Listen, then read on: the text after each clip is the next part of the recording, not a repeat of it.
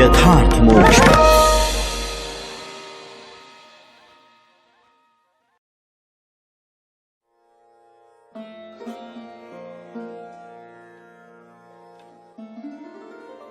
ओम नमो भगवते वासुदेवाय।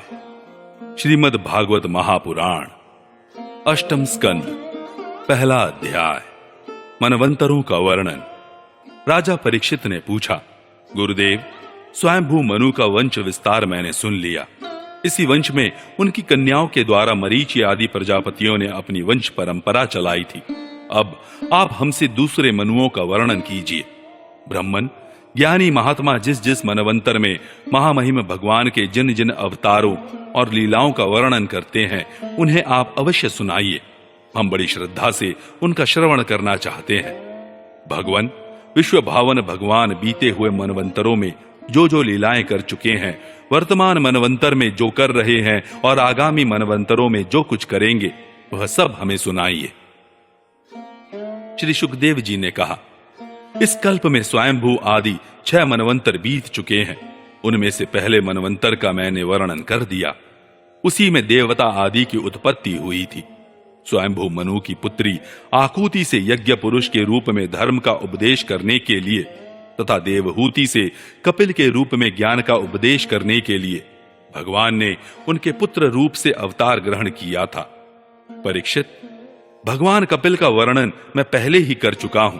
अब भगवान यज्ञ पुरुष ने आकुति के गर्भ से अवतार लेकर जो कुछ किया, उसका वर्णन करता हूं। परीक्षित, भगवान स्वयंभू मनु ने समस्त कामनाओं और भोगों से विरक्त होकर राज्य छोड़ दिया। वे अपनी पत्नी शतरूपा के साथ तपस्या करने के लिए वन में चले गए। परीक्षित, उन्होंने सुनंदा नदी के किनारे पृथ्वी पर एक पैर से खड़े रहकर 100 वर्ष तक घोर तपस्या की।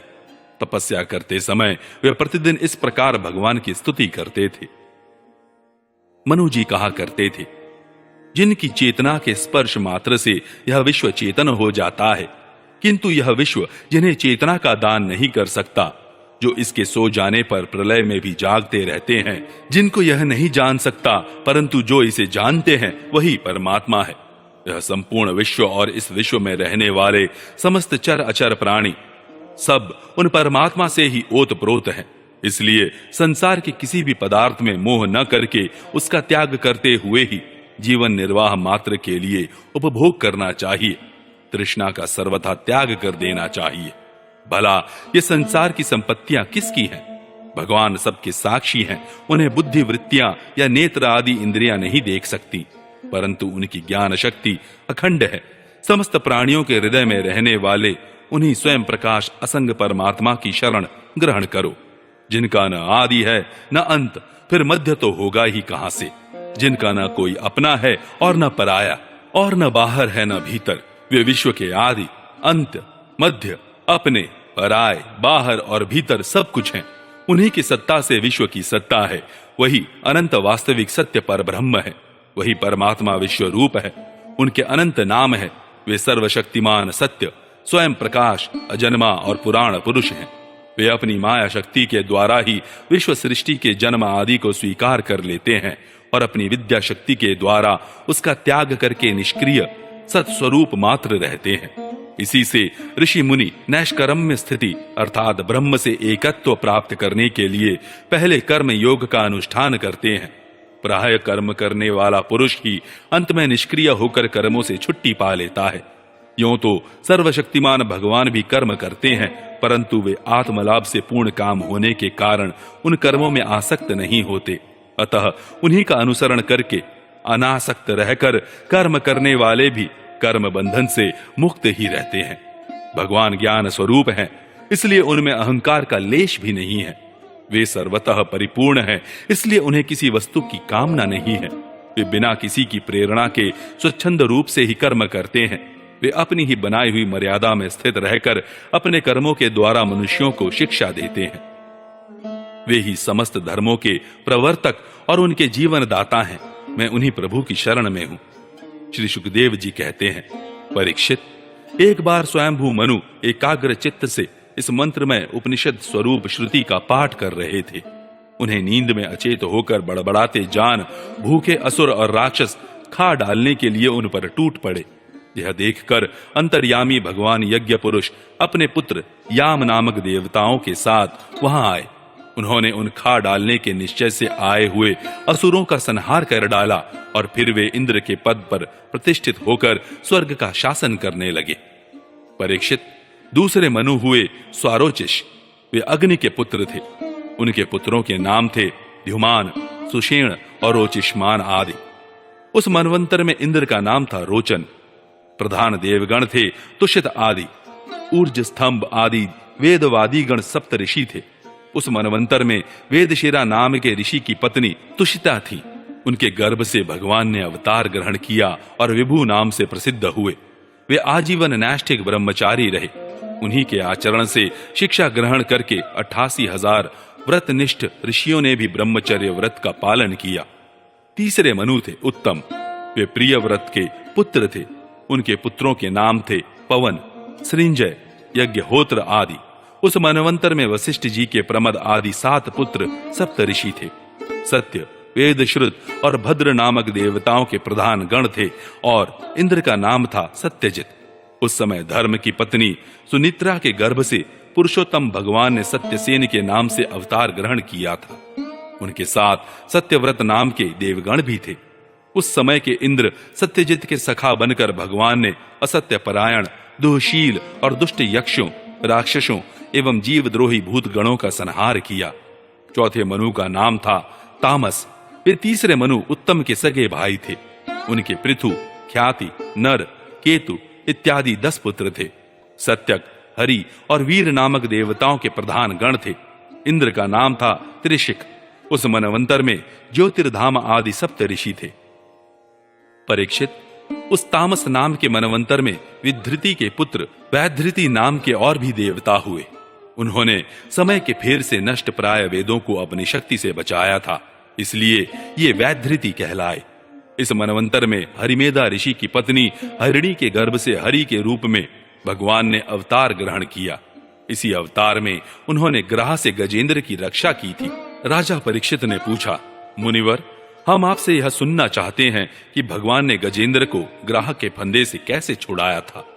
सब कथाओं में वही कथा परम पुण्यमय, प्रशंसनीय, मंगलकारी और शुभ है, जिसमें महात्माओं के द्वारा गान किए हुए भगवान श्री हरि के पवित्र यश का वर्णन रहता है। सूत जी कहते हैं, शौनकादि ऋषियों, राजा परीक्षित आमरण अनशन करके कथा सुनने के लिए ही बैठे हुए थे। उन्होंने जब श्री सुखदेव जी महाराज को इस प्रकार कथा कहने के लिए प्रेरित किया, तब वे बड़े आनंदित हुए और प्रेम से परीक्षित का अभिनंदन करके मुनियों की भरी सभा में कहने लगे।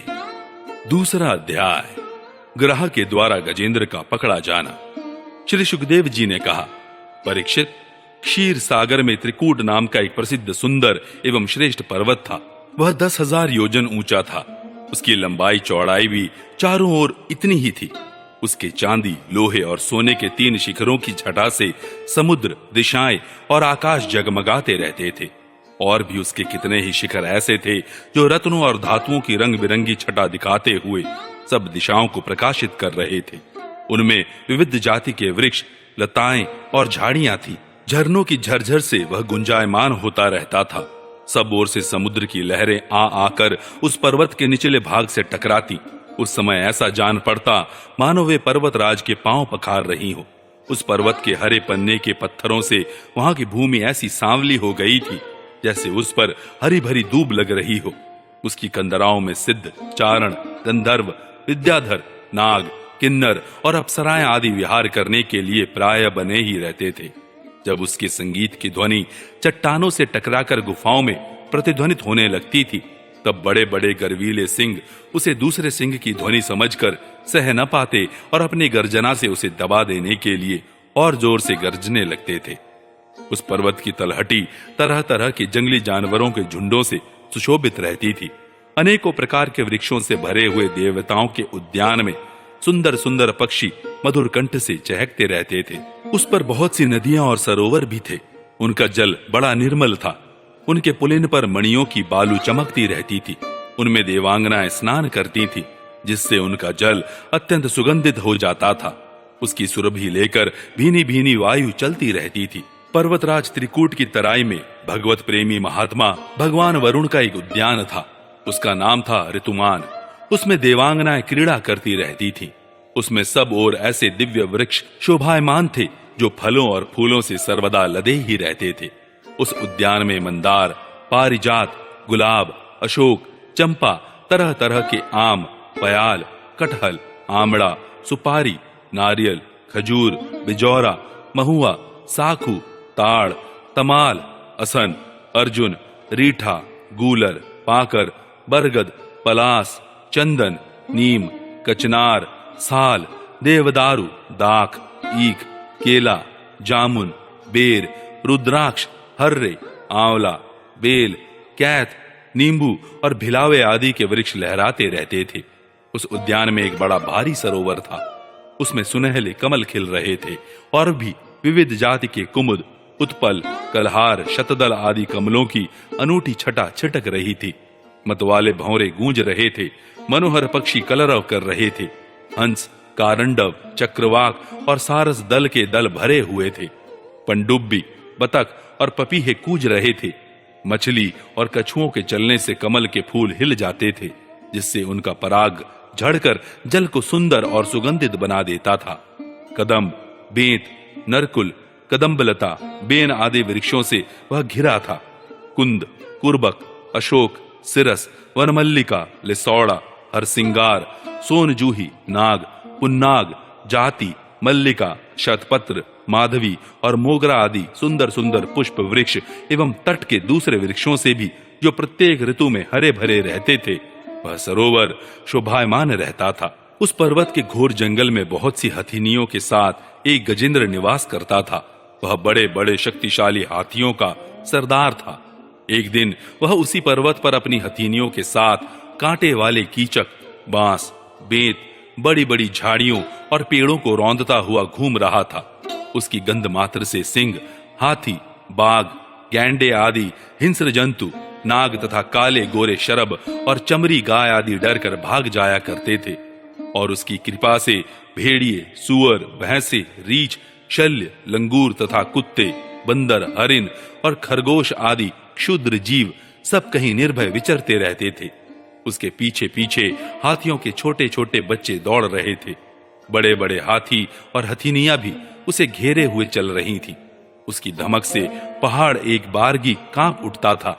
उसके गंड स्थल से टपकते हुए मद का पान करने के लिए साथ साथ भौरे उड़ते जा रहे थे।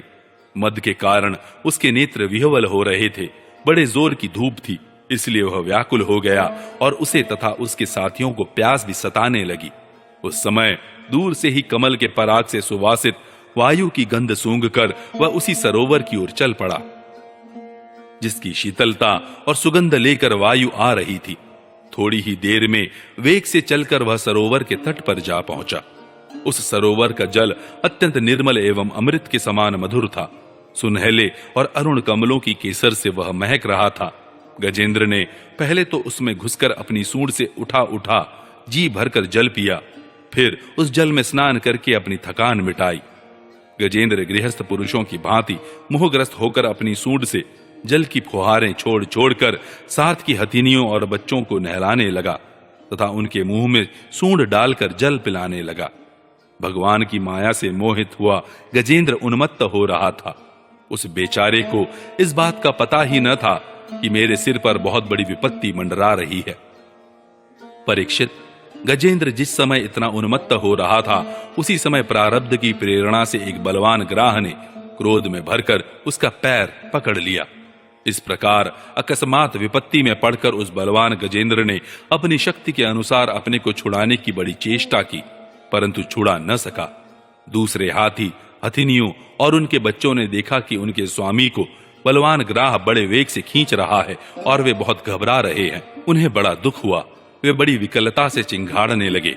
बहुतों ने उसे सहायता पहुंचाकर जल से बाहर निकाल लेना चाहा, परंतु इसमें भी वे असमर्थ ही रहे। गजेंद्र और ग्राह अपनी अपनी पूरी शक्ति लगाकर भिड़े हुए थे। कभी गजेंद्र ग्राह को बाहर खींच लाता तो कभी ग्राह गजेंद्र को भीतर खींच ले जाता। परीक्षित, इस प्रकार उनको लड़ते लड़ते 1000 वर्ष बीत गए और दोनों ही जीते रहे। यह घटना देखकर देवता भी आश्चर्यचकित हो गए। अंत में बहुत दिनों तक बार बार जल में खींचे जाने से गजेंद्र का शरीर शिथिल पड़ गया। न तो उसके शरीर में बल रह गया और न मन में उत्साह, शक्ति भी क्षीण हो गई। इधर ग्राह तो जलचर ही ठहरा, इसलिए उसकी शक्ति क्षीण होने के स्थान पर बढ़ गई। वह बड़े उत्साह से और भी बल लगाकर गजेंद्र को खींचने लगा। इस प्रकार देहाभिमानी गजेंद्र अकस्मात प्राण संकट में पड़ गया और अपने को छुड़ाने में सर्वथा असमर्थ हो गया। बहुत देर तक उसने अपने छुटकारे के उपाय पर विचार किया। अंत में वह इस निश्चय पर पहुंचा, यह ग्राह विधाता की फांसी ही है, इसमें फंसकर मैं आतुर हो रहा हूं। जब मुझे मेरे बराबर के हाथी भी इस विपत्ति से न उबार सके, तब ये बेचारी हथीनियां तो छुड़ा ही कैसे सकती हैं। इसलिए अब मैं संपूर्ण विश्व के एकमात्र आश्रय भगवान की ही शरण लेता हूं। काल बड़ा बली है, यह सांप के समान बड़े प्रचंड वेग से सबको निगल जाने के लिए दौड़ता ही रहता है। इससे अत्यंत भयभीत होकर जो कोई भगवान की शरण में चला जाता है, उसे वे प्रभु अवश्य अवश्य बचा लेते हैं। उनके भय से भीत होकर मृत्यु भी अपना काम ठीक ठीक पूरा करता है। वही प्रभु सबके आश्रय हैं, मैं उन्हीं की शरण ग्रहण करता हूं। तीसरा अध्याय, गजेंद्र के द्वारा भगवान की स्तुति और उसका संकट से मुक्त होना। श्री सुखदेव जी कहते हैं, परीक्षित, अपनी बुद्धि से ऐसा निश्चय करके गजेंद्र ने अपने मन को हृदय में एकाग्र किया और फिर पूर्व जन्म में सीखे हुए श्रेष्ठ स्तोत्र के जप द्वारा भगवान की स्तुति करने लगा। गजेंद्र ने कहा, जो जगत के मूल कारण है और सबके हृदय में पुरुष के रूप में विराजमान है एवं समस्त जगत के एकमात्र स्वामी है, जिनके कारण इस संसार में चेतनता का विस्तार होता है, उन भगवान को मैं नमस्कार करता हूं, प्रेम से उनका ध्यान करता हूं। यह संसार उन्हीं में स्थित है, उन्हीं की सत्ता से प्रतीत हो रहा है। वे ही इसमें व्याप्त हो रहे हैं और स्वयं वे ही इसके रूप में प्रकट हो रहे हैं। यह सब होने पर भी वे इस संसार और इसके कारण प्रकृति से सर्वथा परे हैं। उन स्वयं प्रकाश, स्वयं सिद्ध सत्तात्मक भगवान की मैं शरण ग्रहण करता हूं। यह विश्व प्रपंच उन्हीं की माया से उनमें अध्यस्त है। यह कभी प्रतीत होता है तो कभी नहीं, परंतु उनकी दृष्टि ज्यों की त्यों एक सी रहती है। वे इसके साक्षी हैं और उन दोनों को ही देखते रहते हैं। वे सबके मूल हैं और अपने मूल भी वही हैं, कोई दूसरा उनका कारण नहीं है। वे ही समस्त कार्य और कारणों से अतीत प्रभु मेरी रक्षा करे। प्रलय के समय लोक, लोकपाल और इन सब के कारण संपूर्ण रूप से नष्ट हो जाते हैं। उस समय केवल अत्यंत घना और गहरा अंधकार ही अंधकार रहता है, परंतु अनंत परमात्मा उससे सर्वथा परे विराजमान रहते हैं। वे ही प्रभु मेरी रक्षा करे। उनकी लीलाओं का रहस्य जानना बहुत ही कठिन है। वे नट की भांति अनेकों वेश धारण करते हैं। उनके वास्तविक स्वरूप को न तो देवता जानते हैं और न ऋषि ही। फिर दूसरा ऐसा कौन प्राणी है जो वहां तक जा सके और उसका वर्णन कर सके। वे प्रभु मेरी रक्षा करें। जिनके परम मंगलमय स्वरूप का दर्शन करने के लिए महात्मागण संसार की समस्त आसक्तियों का परित्याग कर देते हैं और वन में जाकर अखंड भाव से ब्रह्मचर्य आदि अलौकिक व्रतों का पालन करते हैं तथा अपने आत्मा को सबके हृदय में विराजमान देखकर स्वाभाविक ही सबकी भलाई करते हैं। वे ही मुनियों के सर्वस्व भगवान मेरे सहायक हैं। वे ही मेरी गति हैं। न उनके जन्म कर्म है और न नाम रूप। फिर उनके संबंध में गुण और दोष की तो कल्पना ही कैसे की जा सकती है। फिर भी विश्व की सृष्टि और संहार करने के लिए समय समय पर वे उन्हें अपनी माया से स्वीकार करते हैं। उन्हीं अनंत शक्तिमान सर्वैश्वर्यमय परम ब्रह्म परमात्मा को मैं नमस्कार करता हूँ। वे अरूप होने पर भी बहुरूप हैं। उनके कर्म अत्यंत आश्चर्यमय हैं। मैं उनके चरणों में नमस्कार करता हूँ। स्वयं प्रकाश सबके साक्षी परमात्मा को मैं नमस्कार करता हूँ। जो मन, वाणी और चित्त से अत्यंत दूर हैं, उन परमात्मा को मैं नमस्कार करता हूँ। विवेकी पुरुष कर्म संन्यास अथवा कर्म समर्पण के द्वारा अपना अंतःकरण शुद्ध करके जिन्हें प्राप्त करते हैं तथा जो स्वयं तो नित्य मुक्त परमानंद एवं ज्ञान स्वरूप हैं ही, दूसरों को कैवल्य मुक्ति देने की सामर्थ्य भी केवल उन्हीं में है, उन प्रभु को मैं नमस्कार करता हूँ। जो सत्व, रज, तम इन 3 गुणों का धर्म स्वीकार करके क्रमशः शांत, घोर और मूढ़ अवस्था भी धारण करते हैं, उन भेद रहित संभाव से स्थित एवं ज्ञान घन प्रभु को मैं बार बार नमस्कार करता हूँ। आप सबके स्वामी, समस्त क्षेत्रों के एकमात्र ज्ञाता एवं सर्वसाक्षी हैं, आपको मैं नमस्कार करता हूँ। आप स्वयं ही अपने कारण हैं, पुरुष और मूल प्रकृति के रूप में भी आप ही हैं। आपको मेरा बार बार नमस्कार। आप समस्त इंद्रिय और उनके विषयों के दृष्टा हैं, समस्त प्रतीतियों के आधार हैं। अहंकार आदि छाया रूप असत वस्तुओं के द्वारा आपका ही अस्तित्व प्रकट होता है। समस्त वस्तुओं की सत्ता के रूप में भी केवल आप ही भास रहे हैं। मैं आपको नमस्कार करता हूँ। आप सबके मूल कारण हैं, आपका कोई कारण नहीं है तथा कारण होने पर भी आप में विकार या परिणाम नहीं होता, इसलिए आप अनोखे कारण हैं। आपको मेरा बार बार नमस्कार। जैसे समस्त नदी, झरने आदि का परम आश्रय समुद्र है, वैसे ही आप समस्त वेद और शास्त्रों के परम तात्पर्य हैं। आप मोक्ष स्वरूप हैं और समस्त संत आपकी ही शरण ग्रहण करते हैं, अतः आपको मैं नमस्कार करता हूँ। जैसे यज्ञ के काष्ठ अरणी में अग्नि गुप्त रहती है, वैसे ही आपने अपने ज्ञान को गुणों की माया से ढक रखा है। गुणों में क्षोभ होने पर उनके द्वारा विविध प्रकार की सृष्टि रचना का आप संकल्प करते हैं। जो लोग कर्म संन्यास अथवा कर्म समर्पण के द्वारा आत्म तत्व की भावना करके वेद शास्त्रों से ऊपर उठ जाते हैं, उनके आत्मा के रूप में आप स्वयं ही प्रकाशित हो जाते हैं। आपको मैं नमस्कार करता हूँ। जैसे कोई दयालु पुरुष फंदे में पड़े हुए पशु का बंधन काट दे, वैसे ही आप मेरे जैसे शरणागतों की फांसी काट देते हैं। आप नित्य मुक्त हैं, परम करुणामय हैं और भक्तों का कल्याण करने में आप कभी आलस्य नहीं करते। आपके चरणों में मेरा नमस्कार है। समस्त प्राणियों के हृदय में अपने अंश के द्वारा अंतरात्मा के रूप में आप उपलब्ध होते रहते हैं। आप सर्वैश्वर्य पूर्ण एवं अनंत हैं। आपको मैं नमस्कार करता हूँ। जो लोग शरीर, पुत्र, गुरुजन, गृह, संपत्ति और स्वजनों में आसक्त हैं, उन्हें आपकी प्राप्ति अत्यंत कठिन है, क्योंकि आप स्वयं गुणों की आसक्ति से रहित हैं। जीवन मुक्त पुरुष अपने हृदय में आपका निरंतर चिंतन करते रहते हैं। उन सर्वैश्वर्य पूर्ण ज्ञान स्वरूप भगवान को मैं नमस्कार करता हूँ। धर्म, अर्थ, काम और मोक्ष की कामना से मनुष्य उन्हीं का भजन करके अपनी अभीष्ट वस्तु प्राप्त कर लेते हैं। इतना ही नहीं, वे उनको सभी प्रकार का सुख देते हैं और अपने ही जैसा अविनाशी पार्षद शरीर भी देते हैं। वे ही परम दयालु प्रभु मेरा उद्धार करें।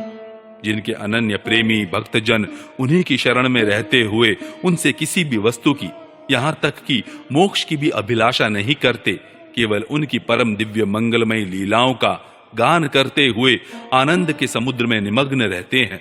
जो अविनाशी, सर्वशक्तिमान, अव्यक्त, इंद्रियातीत और अत्यंत सूक्ष्म हैं, जो अत्यंत निकट रहने पर भी बहुत दूर जान पड़ते हैं, जो आध्यात्मिक योग अर्थात ज्ञान योग या भक्ति योग के द्वारा प्राप्त होते हैं, उन्हीं आदि पुरुष अनंत एवं परिपूर्ण पर ब्रह्म परमात्मा की मैं स्तुति करता हूँ।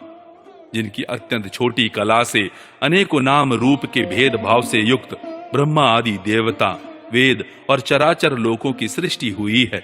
जैसे धधकती हुई आग से लपटें और प्रकाशमान सूर्य से उनकी किरणें बार बार निकलती और लीन होती रहती है, वैसे ही जिन स्वयं प्रकाश परमात्मा से बुद्धि, मन, इंद्रिय और शरीर जो गुणों के प्रवाह रूप हैं, बार बार प्रकट होते तथा लीन हो जाते हैं, वे भगवान न देवता हैं और न असुर।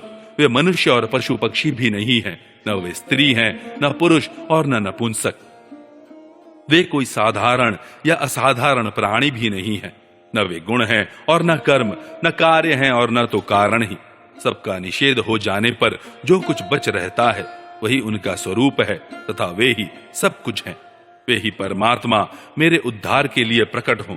मैं जीना नहीं चाहता। यह हाथी की योनि बाहर और भीतर सब ओर से अज्ञान रूप आवरण के द्वारा ढकी हुई है। इसको रखकर करना ही क्या है। मैं तो आत्म प्रकाश को ढकने वाले उस अज्ञान रूप आवरण से छूटना चाहता हूं, जो काल क्रम से अपने आप नहीं छूट सकता, जो केवल भगवत कृपा अथवा तत्व ज्ञान के द्वारा ही नष्ट होता है। इसलिए मैं उन पर ब्रह्म परमात्मा की शरण में हूं, जो विश्व रहित होने पर भी विश्व के रचयिता और विश्व स्वरूप हैं। साथ ही जो विश्व की अंतरात्मा के रूप में विश्व रूप सामग्री से क्रीड़ा भी करते रहते हैं, उन अजन्मा परम पद स्वरूप ब्रह्म को मैं नमस्कार करता हूं। योगी लोग योग के द्वारा कर्म वासना और कर्म फल को भस्म करके अपने योग शुद्ध हृदय में जिन योगेश्वर भगवान का साक्षात्कार करते हैं, उन प्रभु को मैं नमस्कार करता हूं। प्रभु, आपकी 3 शक्तियों सत्व, रज और तम के रागादि वेग असह्य हैं। समस्त इंद्रियों और मन के विषयों के रूप में भी आप ही प्रतीत हो रहे हैं। इसलिए जिनकी इंद्रियां वश में नहीं है, वे तो आपकी प्राप्ति का मार्ग भी नहीं पा सकते। आपकी शक्ति अनंत है, आप शरणागत वत्सल हैं। आपको मैं बार बार नमस्कार करता हूं। आपकी माया अहम बुद्धि से आत्मा का स्वरूप ढक गया है, इसी से यह जीव अपने स्वरूप को नहीं जान पाता। आपकी महिमा अपार है। उन सर्वशक्तिमान एवं माधुर्य निधि भगवान की मैं शरण में हूं। श्री सुखदेव जी कहते हैं, परीक्षित, गजेंद्र ने बिना किसी भेदभाव के निर्विशेष रूप से भगवान की स्तुति की थी। इसलिए भिन्न भिन्न नाम और रूप को अपना स्वरूप मानने वाले ब्रह्मा आदि देवता उसकी रक्षा करने के लिए नहीं आए। उस समय सर्वात्मा होने के कारण सर्वदेव स्वरूप स्वयं भगवान श्री हरि प्रकट हो गए। विश्व के एकमात्र आधार भगवान ने देखा कि गजेंद्र अत्यंत पीड़ित हो रहा है, अतः उसकी स्तुति सुनकर वेदमय गरुड़ पर सवार हो चक्रधारी भगवान बड़ी शीघ्रता से वहां के लिए चल पड़े जहां गजेंद्र अत्यंत संकट में पड़ा हुआ था। उनके साथ स्तुति करते हुए देवता भी आए। सरोवर के भीतर बलवान ग्राह ने गजेंद्र को पकड़ रखा था और वह अत्यंत व्याकुल हो रहा था। जब उसने देखा कि आकाश में गरुड़ पर सवार होकर हाथ में चक्र लिए भगवान श्री हरि आ रहे हैं, तब अपनी सूंड में कमल का एक सुंदर पुष्प लेकर उसने ऊपर को उठाया और बड़े कष्ट से बोला, नारायण जगत गुरु भगवान, आपको नमस्कार है। जब भगवान ने देखा कि गजेंद्र अत्यंत पीड़ित हो रहा है, तब वे एक बारगी गरुड़ को छोड़कर कूद पड़े और कृपा करके गजेंद्र के साथ ही ग्राह को भी बड़ी शीघ्रता से सरोवर से बाहर निकाल लाए। फिर सब देवताओं के सामने ही भगवान श्री हरि ने चक्र से ग्राह का मुंह फाड़ डाला और गजेंद्र को छुड़ा लिया।